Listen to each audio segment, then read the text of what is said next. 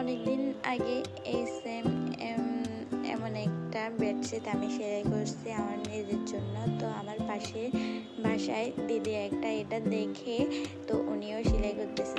তো আমারটা কালার হয়েছে টিয়া কালারের মধ্যে ফুলগুলা লাল আর পাতাগুলা বেগুনি, আর উনি টিয়া কালারের মধ্যে দিয়েছে সাদা আর গোলাপি সুতা।